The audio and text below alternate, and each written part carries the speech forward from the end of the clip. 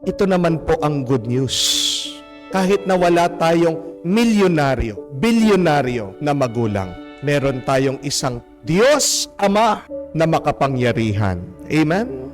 Anong sabi ng ating Panginoon? Ask and you shall receive. Humingi kayo, ipagkakaloob. Ano ba ang hindi ibibigay sa inyo ng Diyos Ama na mabuti, na makakapagpabuti sa inyo? Wala. Ano ang sikreto para ipagkaloob ng Diyos ang ating mga hinihingi? Mga kapatid, huwag kang humingi ng kakaunti. Hihingi ka na rin sa makapangyarihan na Diyos. Humingi ka na ng marami. Humingi ka na ng malaki. Humingi ka na ng isang milagro sa Panginoon. Hindi po nahihirapan ang Diyos pag tayo ay humihingi ng kahindik-hindik, ng nakakabigla, ng isang milagro sa Kanya.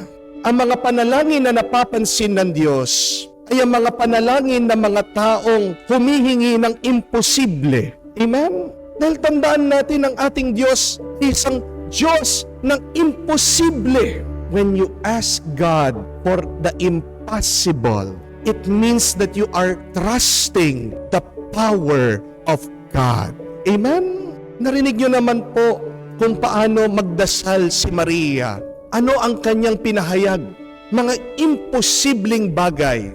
Anong magagawa ng Diyos?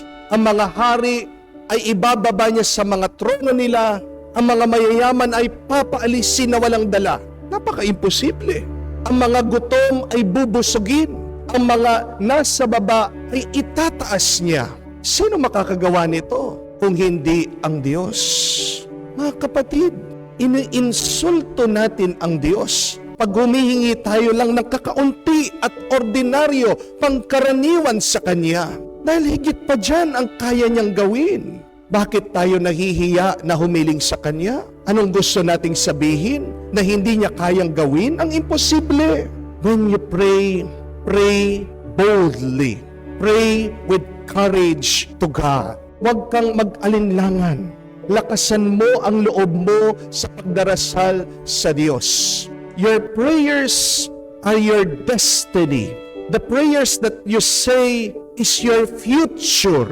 Ask for little, you receive little.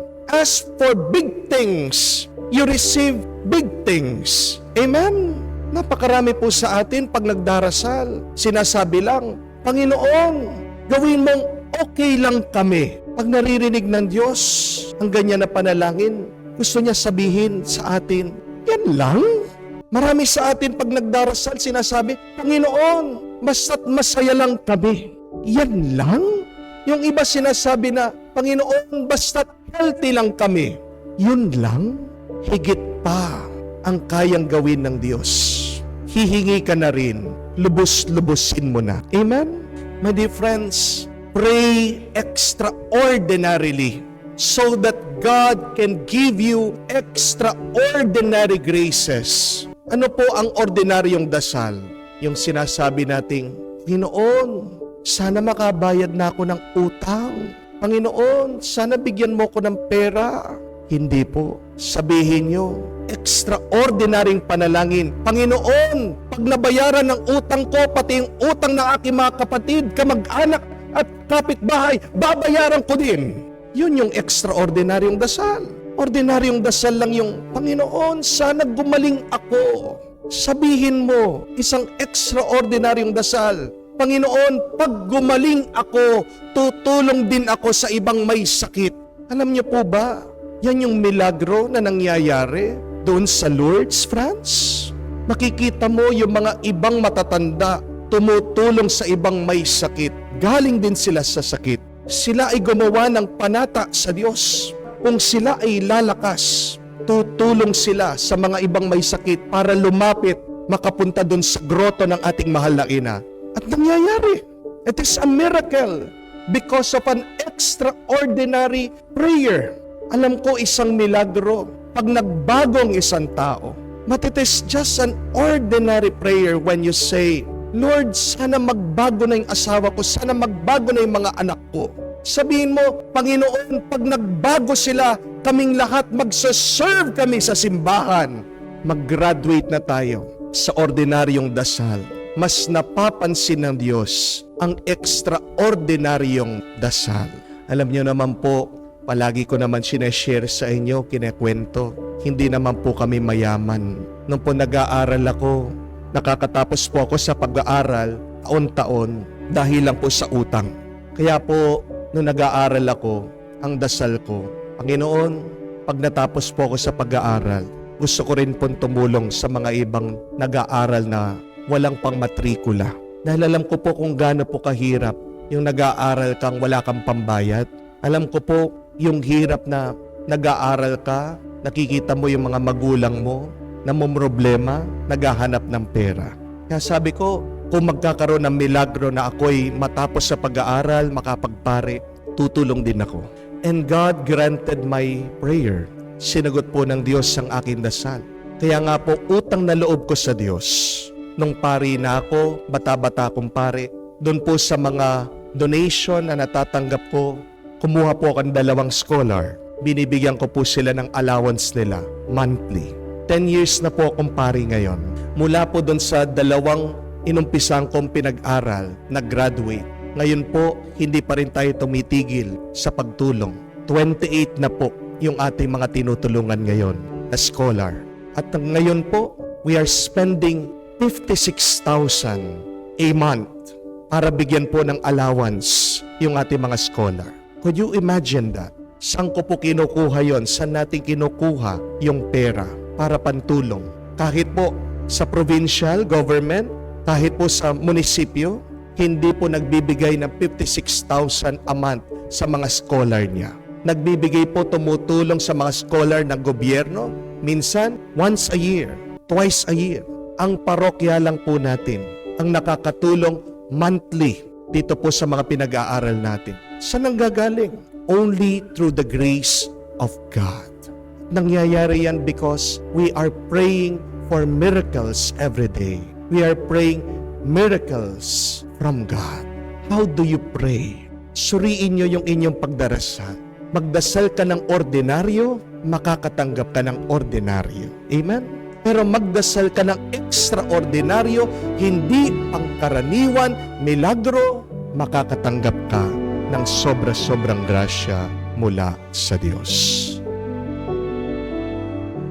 You must believe in order to receive. Tingnan natin, suriin natin yung ating paniniwala. Dahil tandaan niyo po, ang binibigay ng Diyos sa iyo ay hindi lang yung iyong gusto.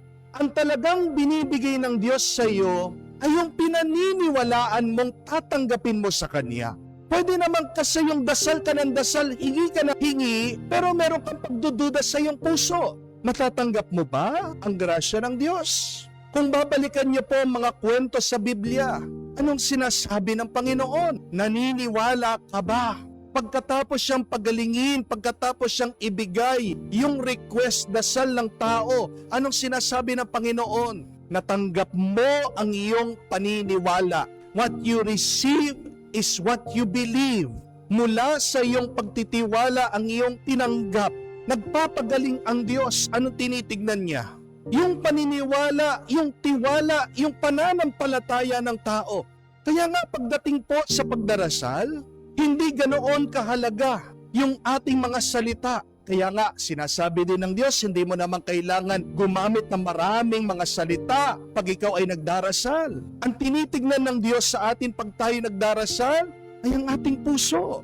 Kung ano ang iyong pinaniniwalaan, yan ang iyong tatanggapin. Ang pagpapala ay nag-uumpisa sa iyong paniniwala. Amen? Pag ang isang bata, isang estudyante, sinasabi niya sa exam, quiz, ang hirap naman. Sa tingin niyo po ba magiging magaan yung kanyang exam? Hindi po, di ba?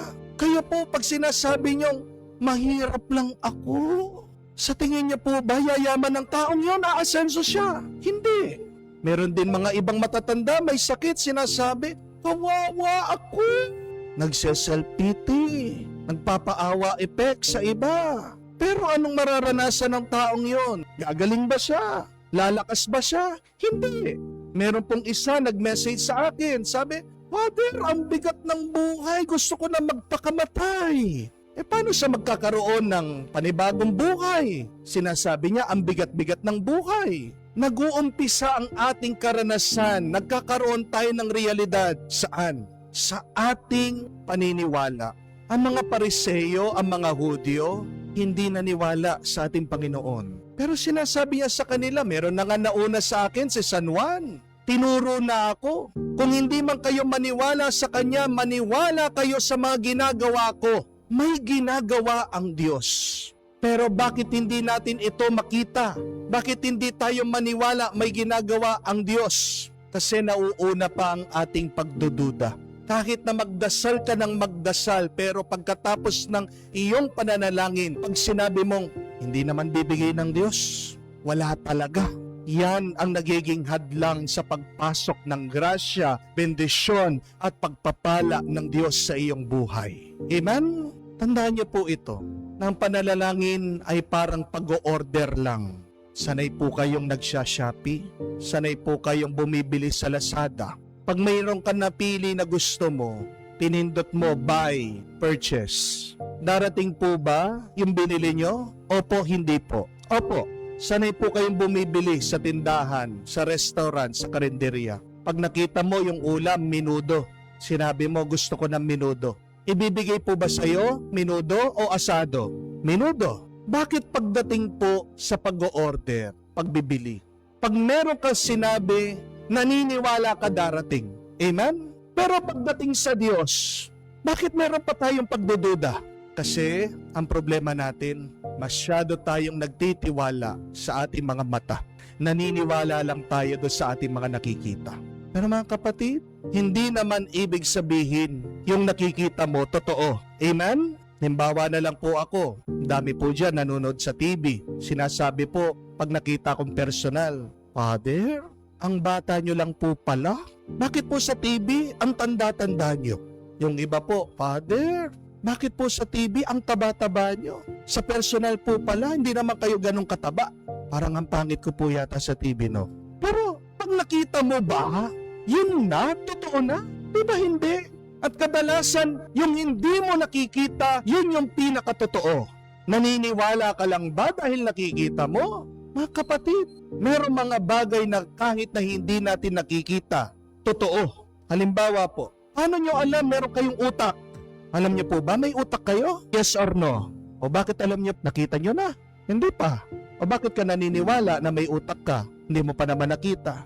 Kasi alam mo yung epekto ng pagkakaroon ng utak. Hindi ibig sabihin na maniniwala ka dahil nakita mo. Mga kapatid, kahit na hindi natin nakikita, maniwala tayo, totoo, may ginagawa ang Diyos. At kung maniniwala ka, diyan ka lang pagpapalain ng Panginoon. 3 bagay kailangan nating tandaan tungkol sa Diyos. Na ang Diyos ay mabait, ang Diyos ay mabuti, ang Diyos ay mapagmahal. Amen? Wag na wag mo sasabihin ng Diyos masama. Dahil kahit na meron kang nararanasan na masama sa iyong buhay, alaunan sa iyong kinabukasan, yan ay mas nakakabuti sa iyo. Paniwalaan mo ang Diyos ay mabait, ang Diyos ay mabuti, ang Diyos ay mapagmahal, at tatanggapin mo ang kanyang kabutihan, ang kanyang pagmamahal, ang kanyang pagpapala. Nag-uumpisa lahat yan sa iyong paniniwala.